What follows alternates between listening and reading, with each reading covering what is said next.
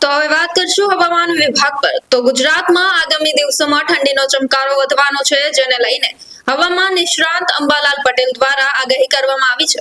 હાલમાં યુરોપ અને એશિયા ખંડમાંથી આવતા ઠંડા પવનો તથા ધ્રુવીય પવનો જેટ સ્ટ્રીમમાં ઉમેરવાને કારણે રાજ્યમાં ઠંડીનો અનુભવ થઈ રહ્યો છે। આ ઠંડા પવનનું ફૂંકાવું વર્તમાન રવિ પાકો જેવા કે ઘઉં, મસાલા અને જીરાના પાકો માટે અત્યંત સહાનુકૂળ હવામાન પૂરું પાડે છે।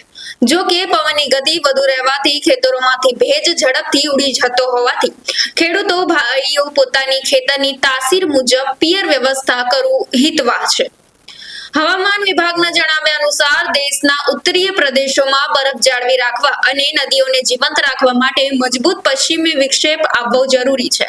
જ્યારે આગામી સમયની વાત કરીએ તો તારીખ 18 થી 20 ની આસપાસ મહત્તમ તાપમાનનો વધારો થવાની શક્યતા છે। વધુમાં બંગાળના ઉપરવાસના તારીખ 25 નવેમ્બરથી આસપાસના ડીપ ડિપ્રેશન ચક્રવાત બનવાની શક્યતાઓ છે।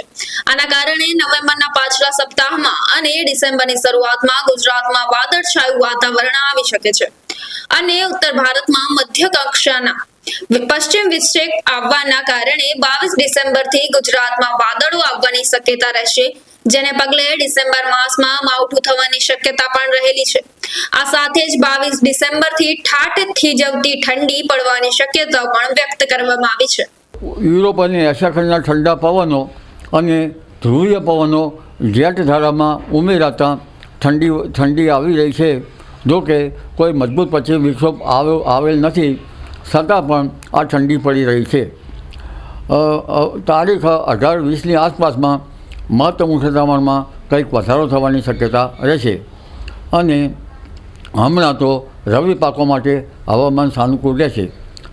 ઘઉં જેવા પાકો અને લગભગ જીરા જેવા પાકો માટે હવામાન સાનુકૂળ રહેશે। મસાલાના પાકો માટે હવામાન સાનુકૂળ રહેશે, પરંતુ લગભગ બંગાળના ઉપસાગરમાં તારીખ 24 આસપાસ એક ડીપ ડિપ્રેશન કે સાયક્લોન બનવાની શક્યતા રહેતા હવામાનમાં મોટો પલટો આવશે અને દક્ષિણ ભારતમાં ભારેથી અતિભારે વરસાદ થવાની શક્યતા રહેશે।